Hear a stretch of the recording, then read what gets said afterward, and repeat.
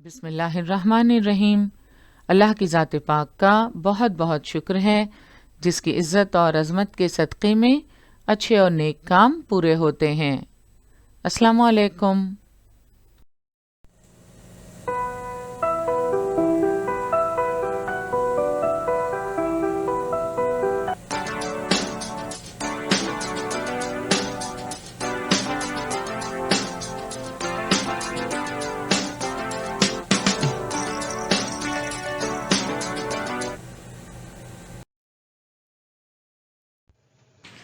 बृहन्मुंबई महानगर पालिका शिक्षण विभाग के तहत जारी वर्चुअल ट्रेनिंग सेंटर की जानिब से पेश होने वाले ई लर्निंग सेशन में आपका इस्तकबाल है। मैं हूं आपके मौलमा मैमुना शेख। तो आइए आपके तालीमी सिलसिले को आगे बढ़ाते हैं और शुरू करते हैं आज का हमारा सेशन। नवीं जमात के लिए सियासियात के इस सेशन में हमारा आज का मौजू है बैनुल अक़वामी मसाइल। गुज़िश्ता असबाक़ में हमने बैनुल अक़वामी निज़ाम में मुक़्तदिर ममालिक, भारत के दिगर ममालिक के साथ ताल्लुक़ात, अक़वामे मुत्तहिदा और बैनुल अक़वामी इदारों के अग़राज़ व मक़ासिद का मुताला किया। इस सबक में हम चंद अहम बैनुल अक़वामी मसाइल का मुताला करेंगे। बैनुल अक़वामी मसाइल का मुताला करने से पहले बैनुल अक़वामी मसाइल किसे कहते हैं ये समझना ज़रूरी है। कुछ मसाइल सिर्फ किसी एक मुल्क के न होते हुए कई ममालिक पर उसके असरात मुरत्तब होते हैं और वो सभी ममालिक से मुताल्लिक़ होते हैं। पूरी दुनिया को अंदेशों में गिरफ्तार करने वाले इन मसाइल को बैनुल अक़वामी मसाइल कहते हैं। तो कुछ मसाइल ऐसे होते हैं जो कुछ ममालिक तक महदूद होते हैं। मुख्तलिफ ममालिक के अपने अपने मसाइल होते हैं जिन्हें वो हल करने की कोशिश करते हैं, मगर कुछ मसाइल किसी एक मुल्क के न होते हुए कई ममालिक पर उसके असरात मुरत्तब होते हैं और वो सभी ममालिक से मुताल्लिक़ होते हैं। उन्हें यह कहकर नज़रअंदाज नहीं किया जा सकता कि यह मसला किसी एक मुल्क का मसला है, क्योंकि वो मसाइल ऐसे होते हैं जिसके दुनिया के तमाम ममालिक पर असरात मुरत्तब होते हैं। तो ऐसे मसाइल जो पूरी दुनिया को अंदेशों में गिरफ्तार करते हैं, उन मसाइल को बैनुल अक़वामी मसाइल कहते हैं। पूरी दुनिया को अंदेशों में गिरफ्तार करने वाले इन मसाइल को बैनुल अक़वामी मसाइल कहते हैं। बैनुल अक़वामी मसाइल चूँकि सारी दुनिया पर असरअंदाज होते हैं, इसके असरात किसी एक मुल्क पर ना होते हुए कई ममालिक पर असरात मुरत्तब होते हैं और उनका ताल्लुक़ सभी ममालिक से होता है। इसलिए बैनुल अक़वामी मसाइल को हल करने के लिए तमाम ममालिक की जानिब से मुश्तरका कोशिशों की ज़रूरत होती है।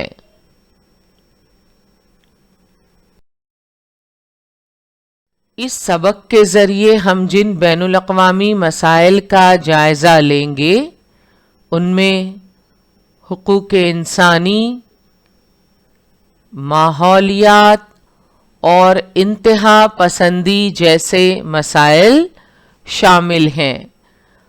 पनाह गज़ीनों का मसला भी अब बैनुल अक़वामी रूप इख्तियार कर रहा है।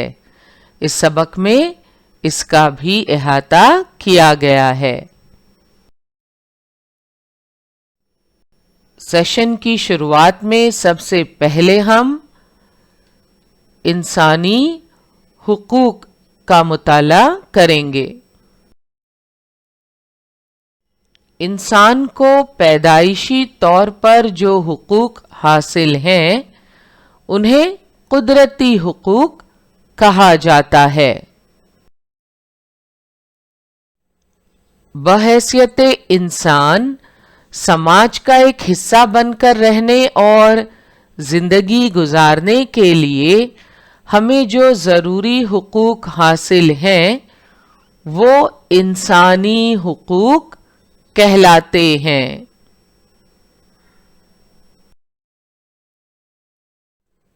تو انسان کو پیدائشی طور پر جو حقوق حاصل ہیں انہیں قدرتی حقوق کہا جاتا ہے، جیسے زندہ رہنے کا حق، یہ سب کا پیدائشی حق ہے، اور بحیثیت انسان سماج کا ایک حصہ بن کر رہنے اور زندگی گزارنے کے لیے ہمیں چند حقوق کی ضرورت ہوتی ہے۔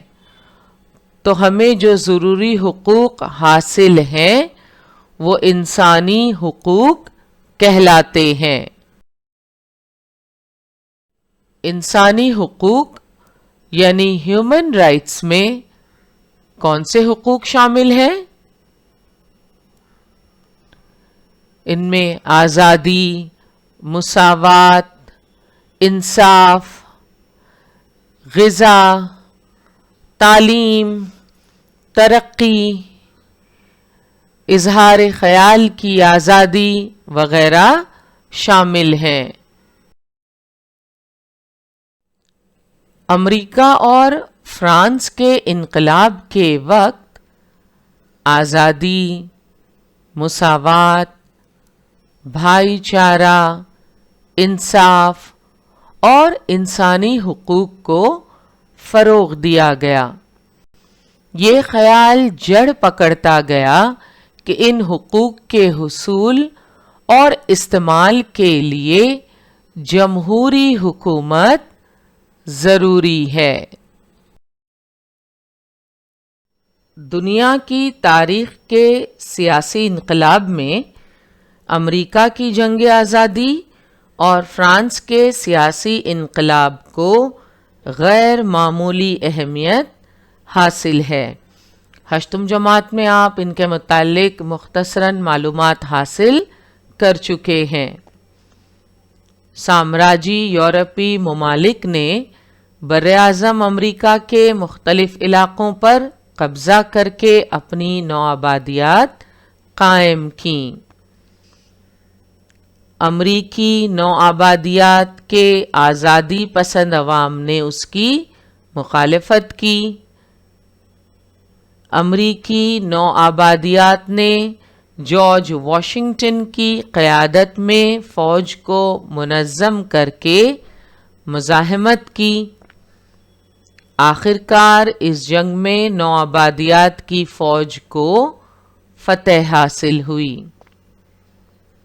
اس واقعے کو امریکہ کی جنگ آزادی کہا جاتا ہے۔ نوآبادیات نے ریاستہائے متحدہ امریکہ کی بنیاد ڈالی، جس نے وفاقی طرز حکومت اختیار کیا۔ تحریری دستور اور جمہوری نظام والا یہ پہلا ملک وجود میں آیا۔ 1789 میں فرانس کے باشندوں نے وہاں کے مطلق العنان بادشاہت اور جاگیردارانہ نظام کے خلاف بغاوت کر دی اور عوامی جمہوریہ کی بنیاد ڈالی۔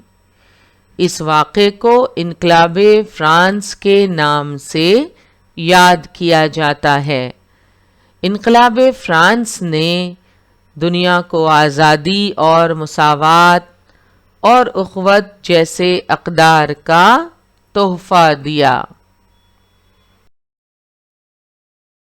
تو اس طرح دنیا کی تاریخ کے سیاسی انقلاب میں امریکہ کی جنگ آزادی اور فرانس کے سیاسی انقلاب کو غیر معمولی اہمیت حاصل ہے۔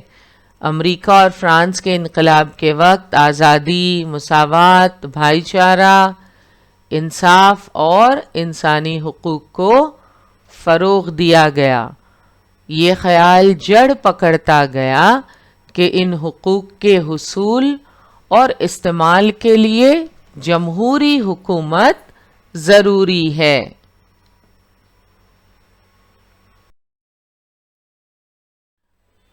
اس کے بعد یورپ کے کئی ممالک نے جمہوری طرز حکومت اور دستور کو قبول کیا، جس کی وجہ سے حکومت کے اختیارات محدود ہو گئے۔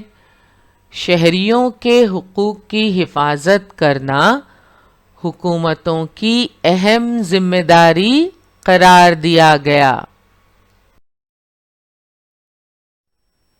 بین الاقوامی معاملات میں انسانی حقوق کے تصور کا آغاز۔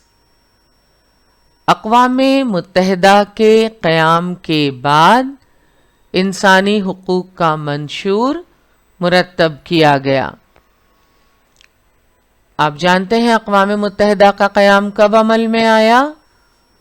24 اکتوبر سن 1945 کو اقوام متحدہ کا قیام عمل میں آیا، اور اقوام متحدہ کے قیام کے بعد انسانی حقوق کا منشور مرتب کیا گیا۔ 10 دسمبر سن 1948 کو اقوام متحدہ کے اجلاس عام میں اکثریت رائے سے اسے منظوری دی گئی۔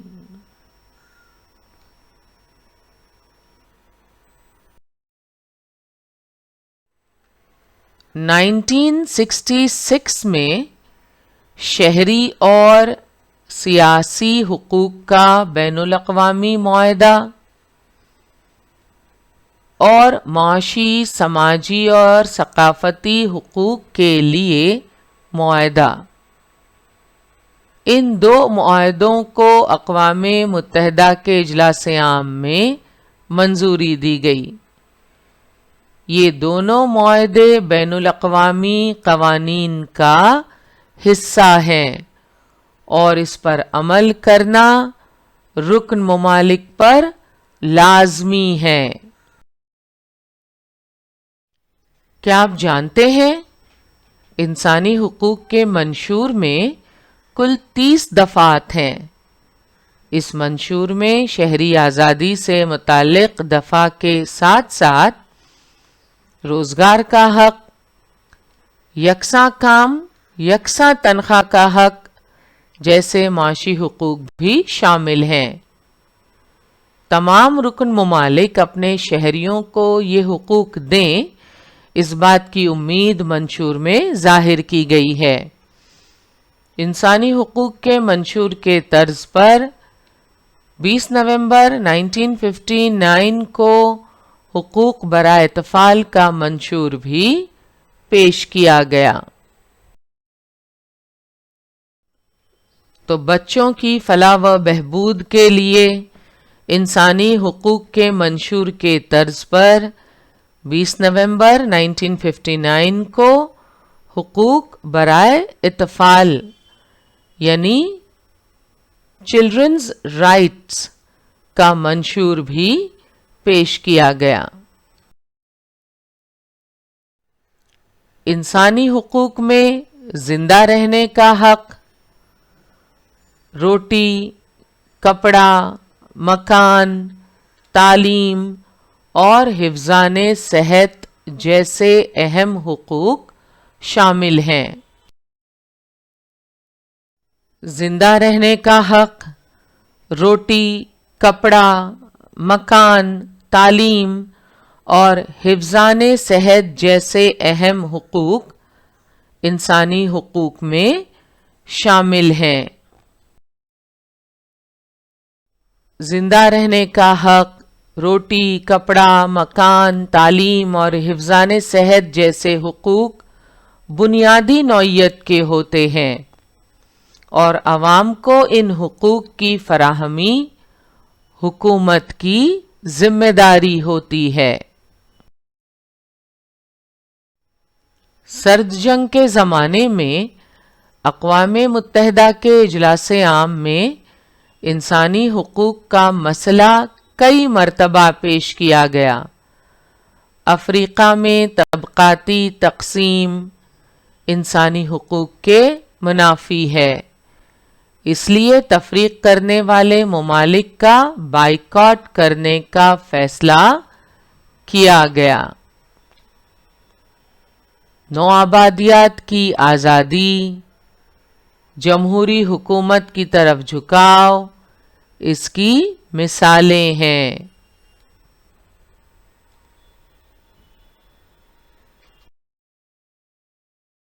دور جدید میں نسلی امتیاز، سرحدی تنازعات اور انتہا پسندی جیسے مسائل سے انسانی حقوق کو بڑے پیمانے پر خطرات لاحق ہیں۔ اس کے علاوہ کئی عالمی مسائل مثلاً وبائی امراض، ماحولیات کو درپیش خطرہ، قدرتی آفات وغیرہ کی وجہ سے انسانی حقوق کا مفہوم اور وسیع ہو گیا ہے۔ ماحولیات کا تحفظ اور ہمہ جہت ترقی کا بھی شمار انسانی حقوق میں ہوتا ہے۔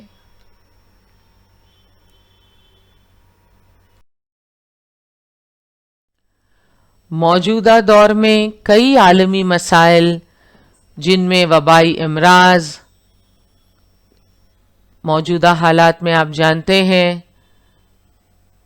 کورونا وائرس کی وجہ سے ساری دنیا پریشان ہے، اور یہ کسی ایک ملک کا مسئلہ نہ ہو کر دنیا کے تمام ممالک کے لیے ایک بہت بڑا مسئلہ بنا ہوا ہے۔ تو مختلف وبائی امراض، ماحولیات کو درپیش خطرہ، قدرتی آفات، ان سب کی وجہ سے انسانی حقوق کا مفہوم اور وسیع ہو گیا ہے۔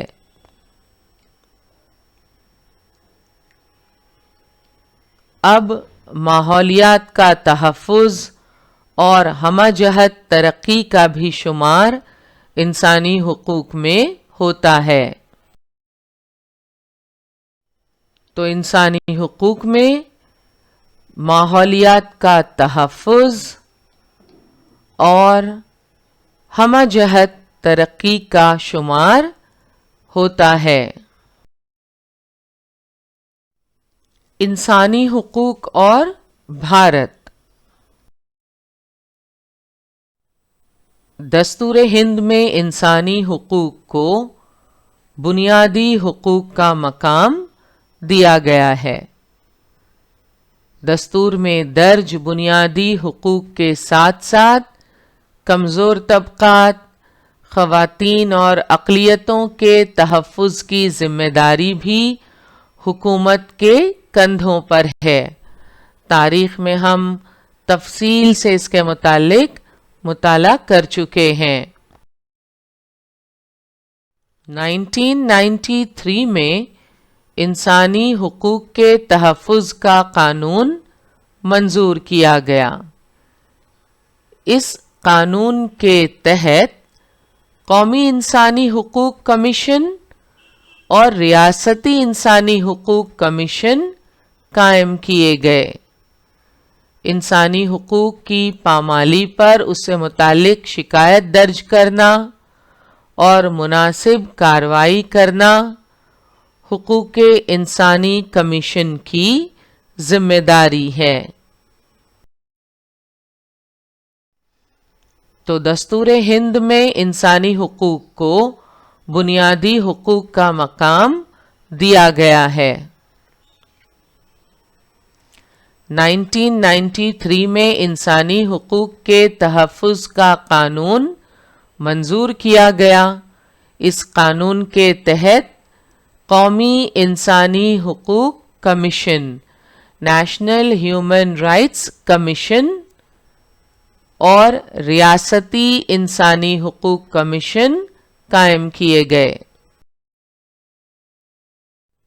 بھارت کی مختلف ریاستوں میں ریاستی انسانی حقوق کمیشن قائم ہیں۔ ماحولیات۔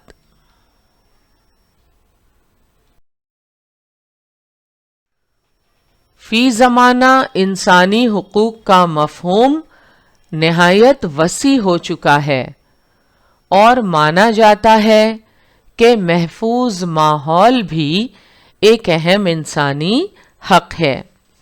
ابھی ہم نے دیکھا انسانی حقوق میں زندہ رہنے کا حق، روٹی، کپڑا، مکان، تعلیم اور حفظان صحت جیسے اہم حقوق شامل ہیں۔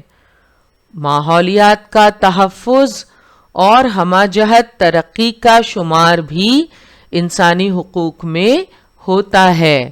ہمیں زندہ رہنے کا حق تو ہے، روٹی، کپڑا، مکان، تعلیم اور حفظان صحت جیسے بنیادی نوعیت کے حقوق بھی انسانی حقوق میں شمار کیے جاتے ہیں، مگر موجودہ دور میں محفوظ ماحول بھی ایک اہم انسانی حق ہے۔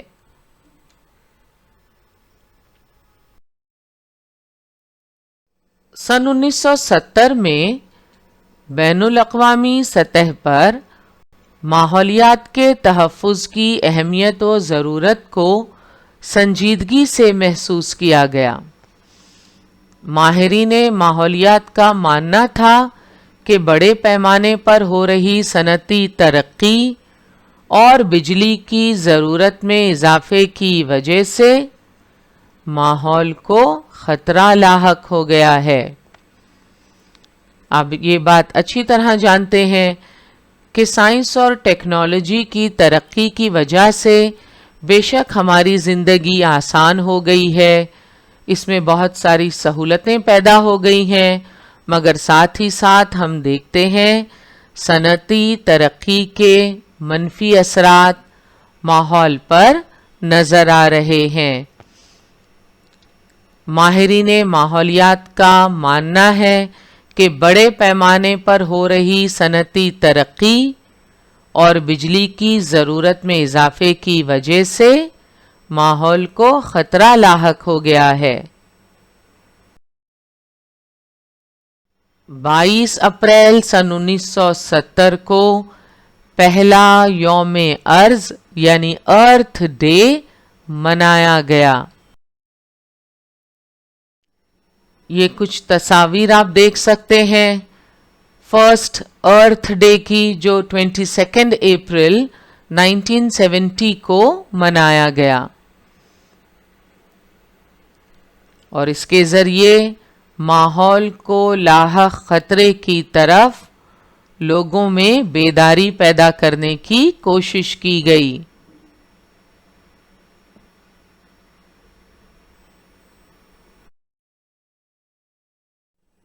ماحول کے تحفظ کا مسئلہ سنگین روپ اختیار کرتا جا رہا ہے۔ انسانی سرگرمیاں ماحول کے لیے خطرہ بنتی جا رہی ہیں۔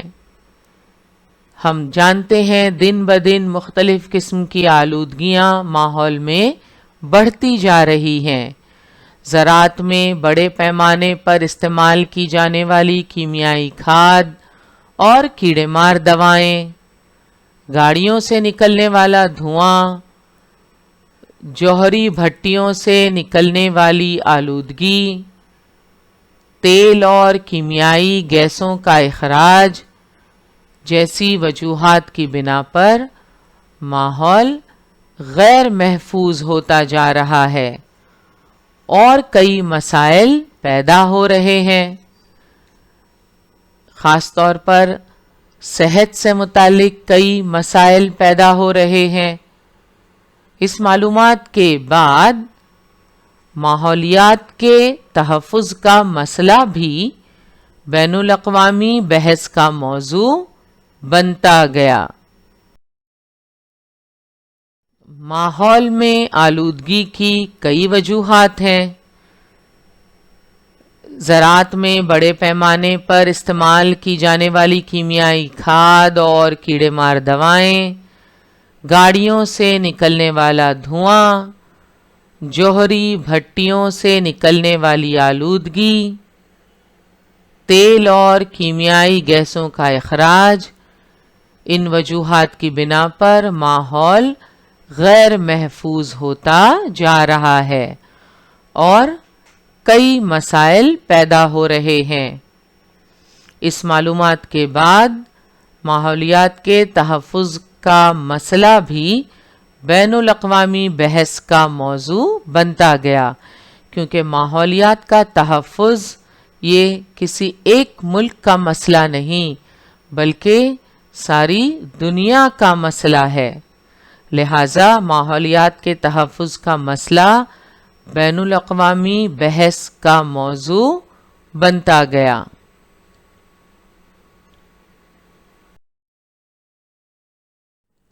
1990 کے بعد عالم کاری کی لہر کی وجہ سے ایک ملک کا دوسرے ملک پر انحصار اور ماحولیاتی مسائل کو حل کرنے میں ایک دوسرے کے باہمی تعاون کی ضرورت محسوس ہونے لگی۔ آپ جانتے ہیں دنیا کے تمام ممالک کسی نہ کسی وجہ سے ایک دوسرے پر انحصار کرتے ہیں۔ عالم کاری کی وجہ سے اب ملکوں کی سرحدوں کو پہلے جیسی اہمیت نہ رہی۔ اطلاعاتی ٹیکنالوجی میں انقلاب کی وجہ سے دنیا کے واقعات اور معلومات دور دور تک پہنچنے لگے، تو عالم کاری کی لہر کی وجہ سے ایک ملک کا دوسرے ملک پر انحصار اور ماحولیاتی مسائل کو حل کرنے میں ایک دوسرے کے باہمی تعاون کی ضرورت محسوس ہونے لگی۔ ماحول کی آلودگی یا تیل اور گیس کے اخراج سے ہونے والے نقصانات کسی ایک ملک تک محدود نہیں رہتے، ان کے اثرات طویل مدتی ہوتے ہیں۔ اس لیے ان مسائل کے حل کے لیے تمام ممالک کا باہمی رضامندی اور تعاون کے ساتھ کام کرنا ضروری ہے۔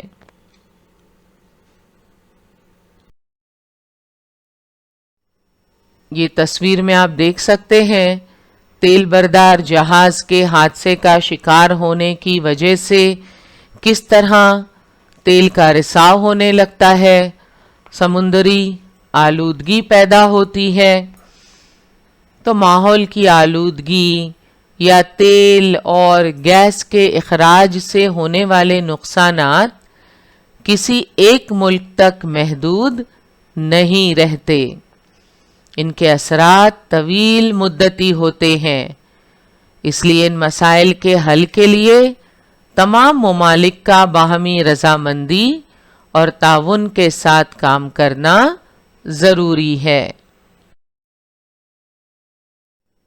نباتات اور پرندوں کی مختلف اقسام کا ختم ہونا، مٹی کی زرخیزی کا کم ہونا، پانی کی قلت، درجہ حرارت میں اضافہ، بارش کے تناسب میں کمی بیشی، ندی نالے جھرنے تالاب اور سمندروں کی آلودگی، نئی نئی بیماریوں کا لاحق ہونا، اوزون کی تہہ کا پتلا ہونا وغیرہ ماحول کی تباہی کے ظاہری اثرات ہیں۔